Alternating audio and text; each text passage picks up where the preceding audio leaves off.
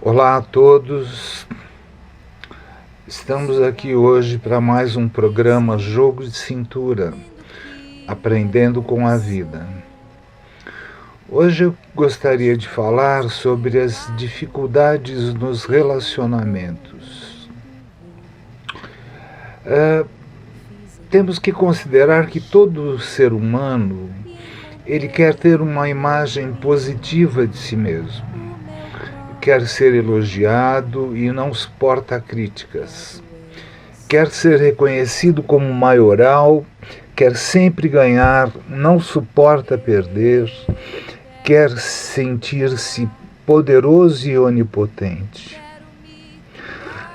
Pessoalmente, eu sugiro que essas pessoas olhem demoradamente para um céu aberto durante a noite e se abram para as emoções e pensamentos que possam surgir.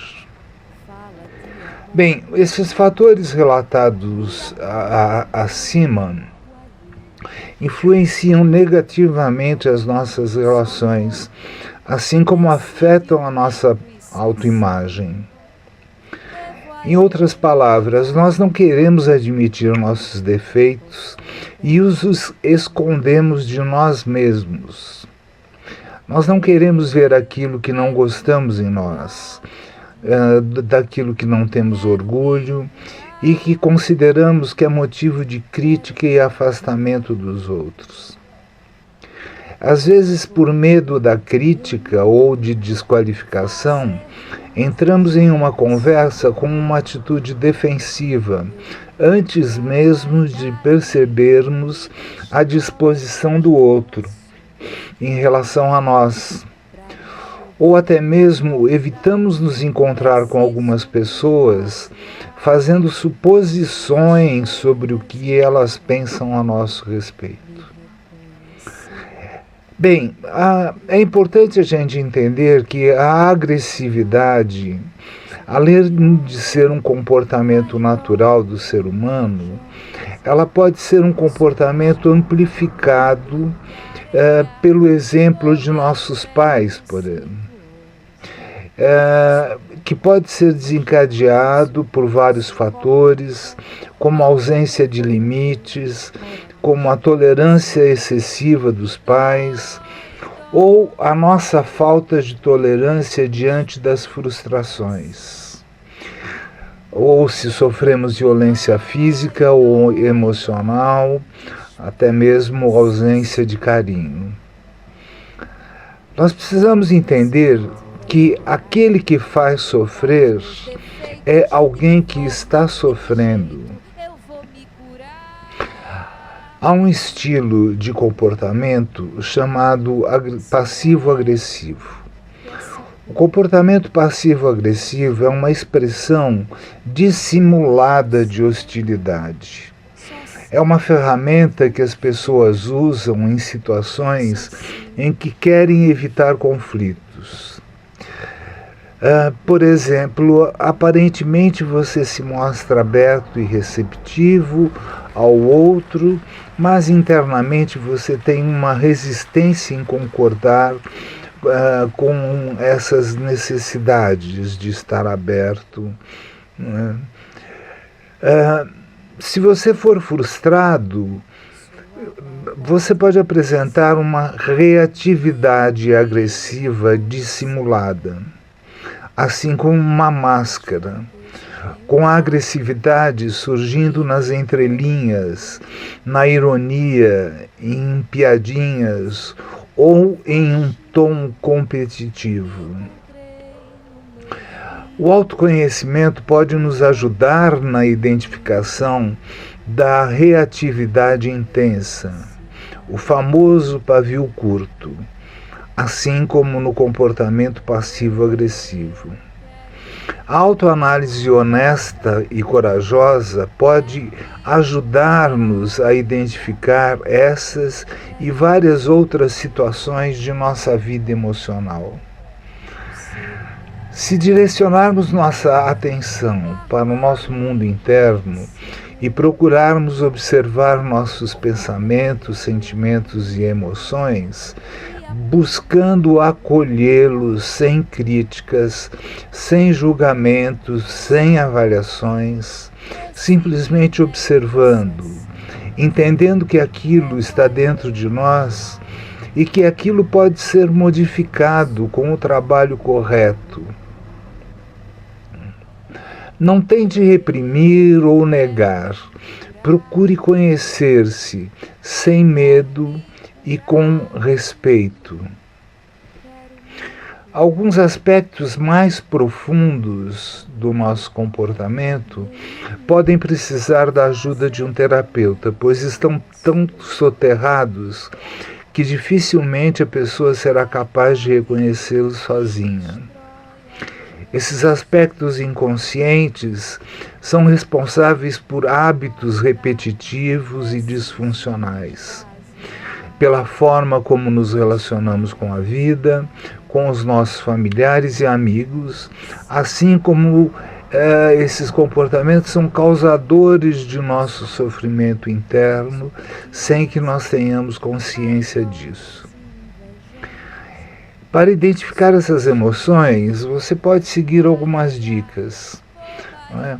Observar as suas reações físicas, corporais, a uma emoção. Por exemplo, o medo pode parecer como uma sensação de nó no estômago, um aperto na garganta.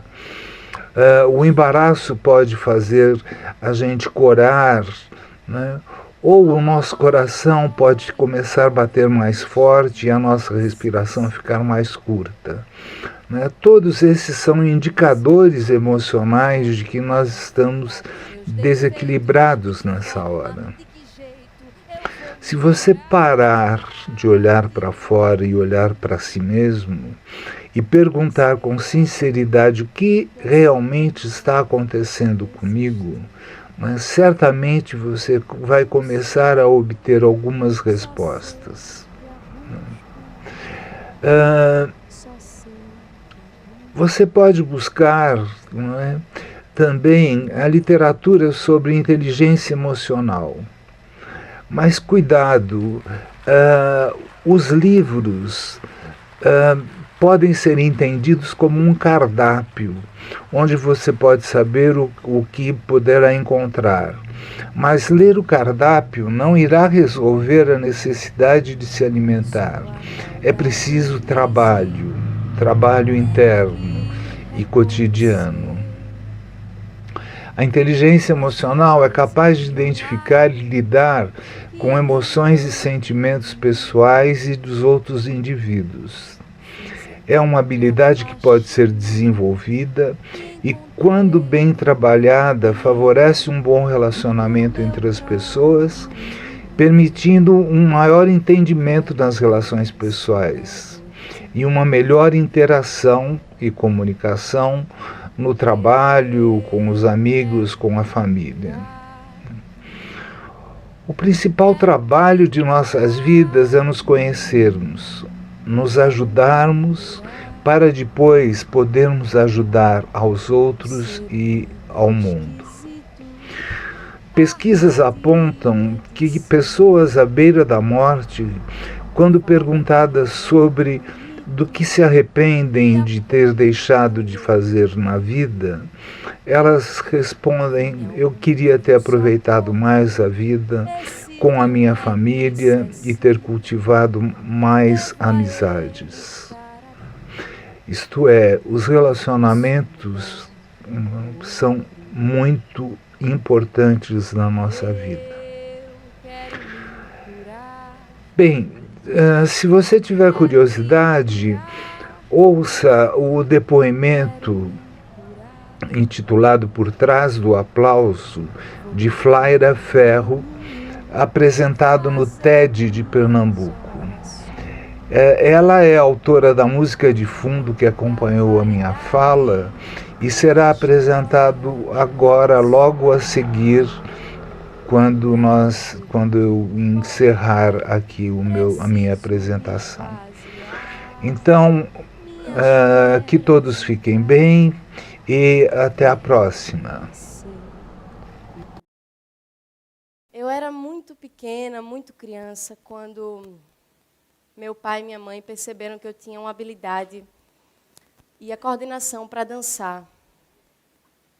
E minha mãe, uma pessoa muito sensível, estimulou isso. E aos 6 anos de idade eu entrei na Escola Municipal de Frevo, comecei a ter aulas com o meu grande mestre, Nascimento do Passo, e fui me aprimorando tecnicamente e me profissionalizando como dançarina. Ainda muito nova, eu participei de vários concursos em Recife, concursos de dança, e comecei a ganhar alguns prêmios. Eu ganhei o concurso de passo do Recife, Rainha Mirim do Carnaval, aí fui tricampeã do Festival de Dança de Joinville, que era o maior da América Latina na época. E comecei a dar entrevistas, aparecer nos jornais, divulgar em programas de rede nacional a dança do frevo. Viajei recebendo convites para trabalhar nas feiras internacionais de turismo no exterior, e aí fui para vários países pelo mundo dançando. Então, desde criança, eu tinha que lidar com a sensação de ser diferente das outras crianças da minha idade. Enquanto os meus amigos estavam estudando para a prova, estavam brincando, se divertindo, eu ficava barganhando com os professores as minhas faltas, porque eu viajava, porque eu ia treinar, porque eu ia participar de festivais. E essa sensação de ser diferente também, ela se exaltava ainda na escola de frevo, porque era uma escola frequentada principalmente por crianças e jovens muito carentes. Então, eu era uma menina de classe média, branquinha, filha de médica, de engenheiro, num ambiente de pessoas muito carentes. Então, eu realmente tinha a sensação de ser diferente. Eu tive privilégio e sorte de ter estrutura afetiva e material para desenvolver minhas habilidades. Só que eu não tinha consciência de que eu tinha sorte e privilégio. Eu achava que o que me diferenciava das pessoas era porque eu era especial. Eu escutava isso de muitos adultos, né? Eles diziam, nossa, você é uma menina prodígio, você nasceu com uma estrelinha no seu peito, nasceu para brilhar. E eu absorvia aquelas mensagens e começava a achar que tudo dava certo na minha vida porque eu era especial. E, contraditoriamente, tinha um sentimento de ser diferente, eu também tinha que lidar com um tipo de solidão e de isolamento, porque eu não me sentia comum. E isso fez com que eu começasse a perceber que tinha alguma coisa errada aí em ser especial. Porque eu via que as pessoas gostavam de mim pelo que eu era, pelo que eu fazia de bom. As pessoas gostavam de mim pelo que eu exercia bem. E não pelo que eu era de verdade. Na intimidade mesmo, quem me conhecia era a minha família. E na minha adolescência eu tive vários atritos com a minha irmã, ela que o diga. Eu era muito egocêntrica, tinha uma dificuldade muito grande de reconhecer o valor das outras pessoas. E eu vi que eu tinha que lidar.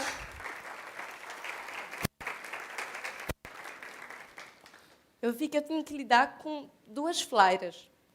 Aquela que o mundo elogiava, que as pessoas aplaudiam, que estava no palco desde pequena. E aquela que era frágil, insegura, cheia de vaidades. E aí, a vida como é, aos 14 anos eu machuquei meu joelho e fiquei impossibilitada de dançar por uns dias. 5 anos depois, aos 19, eu machuquei novamente meu joelho e aí eu fiquei impossibilitada de dançar por um tempo maior. Fiquei quase 1 ano afastada da dança. E foi um período muito difícil, de muita dor, porque eu estava tendo que abrir mão de tudo aquilo que eu tinha conquistado como pertencimento, como dançarina, né? Então, por 1 ano, eu não tinha esse recurso.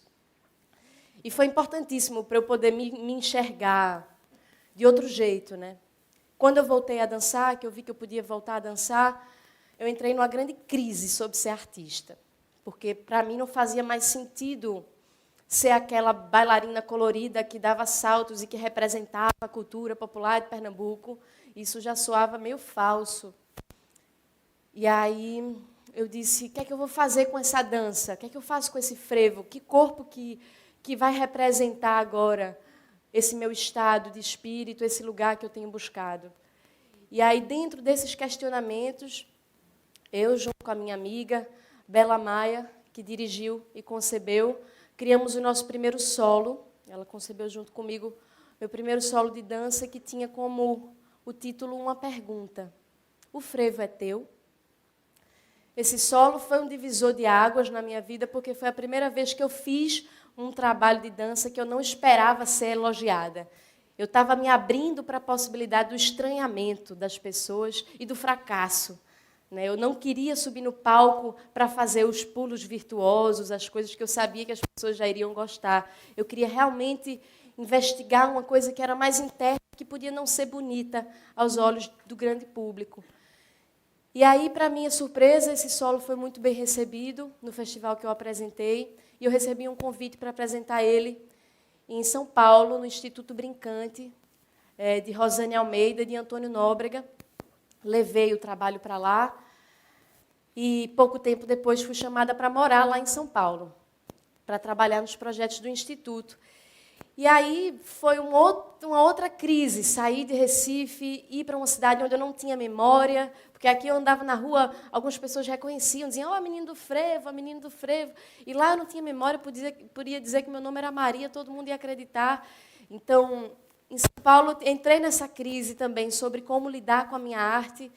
Eu precisava catucar alguns lugares dentro de mim. E aí eu entrei na terapia, e das várias sessões que eu fiz, tinha uma que eu me lembro muito bem, que foi um exercício que meu terapeuta fez. Ele mandou eu ficar numa posição abaixada, assim, que era uma posição desconfortável. Ele me deixou naquela posição, saiu da sala, eu não entendi qual era o objetivo daquilo, então eu fiquei resistindo àquela posição o máximo que eu pude. E alguns minutos depois ele voltou para a sala e me viu intacta na mesma posição. E ele queria realmente trabalhar comigo essa minha necessidade de parecer estar confortável, mesmo em situações desconfortáveis. E aí, nesse dia, conversando com ele, eu concluí o quanto que eu tinha me tornado refém dessa necessidade de parecer ser boa. Crescer no palco tinha me dado esse recurso de aprender a fingir muito bem as minhas dores. Porque o dançarino, muitas vezes, está com dor muscular, entra no palco e tem que dançar. Ou quando erra uma coreografia, tem que fingir que nada aconteceu. Ou então, quando leva uma queda dançando, tem que levantar e continuar. Então, eu tinha assimilado isso e levado isso para a minha vida também. Ao ponto de... Eu lembro até de uma história, quando eu tinha 9 anos, minha mãe gosta muito de contar isso. Eu, dançando no Recife Antigo, estava descalça, aí ralei meu pé, começou a sangrar. E minha mãe viu aquilo, ficou apavorada, disse, minha filha, seus pés estão sangrando, Flaira, pare de dançar.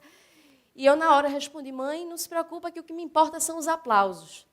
Era muita pretensão da minha parte achar que eu ia conseguir carregar tudo sempre como se fosse um palco. E aí, com o tempo, depois dessa história do solo, eu tinha me encorajado realmente a fazer coisas que tivessem de confrontar as minhas fraquezas, as minhas fragilidades. E lá em São Paulo, eu fiquei me questionando, disse, caramba, se eu morrer amanhã, eu vou ter investido meu tempo tentando ser o melhor de mim. O que é que eu fiz? O que é que eu não fiz ainda, que eu gostaria muito de fazer? A primeira coisa que me veio na cabeça é cantar. Eu amo cantar. Só que, diferente da dança, eu não tinha facilidade para cantar. Eu, quando era criança, tinha muita dificuldade, tinha vários problemas nas cordas vocais, fui para a fonoaudióloga porque eu ficava rouca, tinha fenda, calos, e uma série de problemas. Era um lugar de muitas emoções. Eu costumava dizer que, quando eu estava sob forte emoção, ou eu ficava eufórica, falando alto, ou eu ficava muda. Então, eu via que a minha voz representava um lugar difícil, e era ali que eu queria ir, porque eu sabia que ali eu ia conhecer alguma coisa mais sobre mim. E aí, nessa sede, eu chamei 2 amigos músicos de São Paulo, Leonardo Gorosito e Alencar Martins, e a gente começou a arranjar algumas letras que eu já tinha escrito desse meu processo de autoconhecimento, de descobertas. E aí nasceu o meu primeiro disco, num tom bem confessional, meu primeiro disco intitulado Cordões Umbilicais. Era a necessidade de incluir mais as pessoas ao meu redor na minha criação artística. Chamei minha irmã, tivemos uma parceria juntas numa das canções do disco, meu pai e minha mãe cantam no disco, tirei fotos do meu sobrinho recém-nascido como imagem para o encarte. E aí divulguei na internet aos poucos. E a primeira música que eu divulguei na internet era a música que eu mais tinha vergonha de cantar. E era exatamente por isso, porque eu tinha mais vergonha. Eu disse, vai ser a primeira que eu vou colocar. E aí eu coloquei Me Curar de Mim, que dizia assim: sou a maldade em crise, tendo que reconhecer as fraquezas de um lado que nem todo mundo vê. Fiz em mim uma faxina e encontrei no meu umbigo o meu próprio inimigo, que adoece na rotina. Eu quero me curar de mim, quero me curar de mim, quero me curar de mim. O ser humano é esquisito, armadilha de si mesmo. Fala de amor bonito e aponta o erro alheio. Vim ao mundo em um só corpo, esse de 1,60 m. Devo a ele estar atenta. Não posso mudar o outro. Eu quero me curar de mim, quero me curar de mim, quero me curar de mim.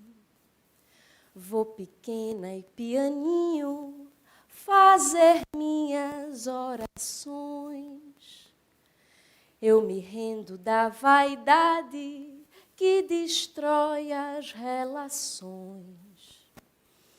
Para me encher do que importa, preciso me esvaziar, minhas feras encarar, me reconhecer hipócrita.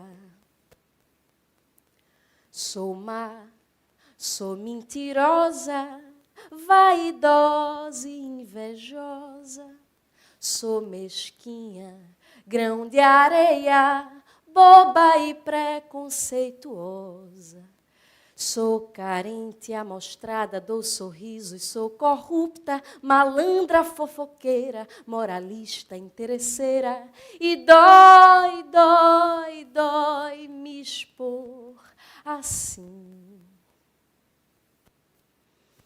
Dói, dói, dói despir-se assim. Mas se eu não tiver coragem para enfrentar os meus defeitos, de que forma, de que jeito eu vou me curar de mim? Se é que essa cura há de existir, não sei, só sei que a busco em mim, só sei que a busco. Me curar de mim. Para minha surpresa,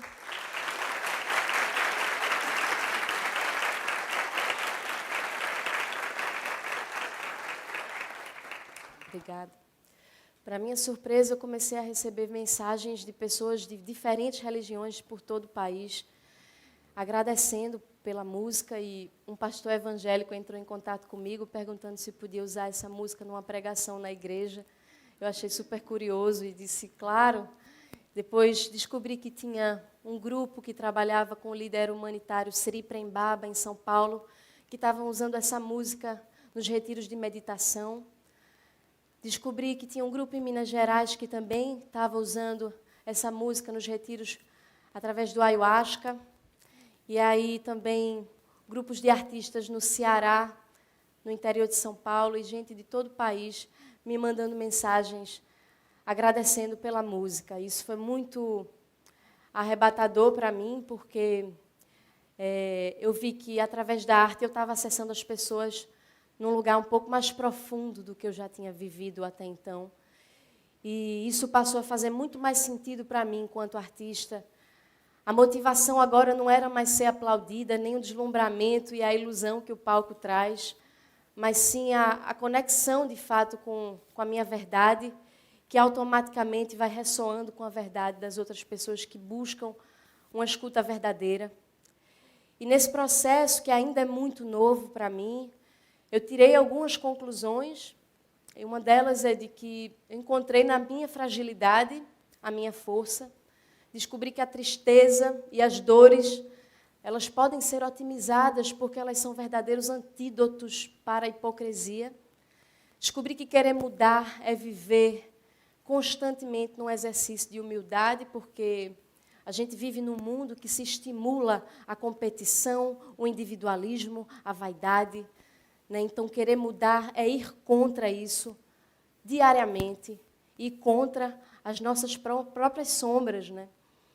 E percebi que ter consciência das nossas sombras é ter liberdade de escolha para conduzir os pensamentos, para conduzir as relações ao nosso redor. Hoje, para mim, faz muito mais sentido pensar numa arte que tenha um caminho altruísta, inclusivo, e que é a ideia daquela frase, sozinho a gente vai mais rápido, em grupo a gente vai mais longe. E é esse longe que hoje me interessa enquanto artista.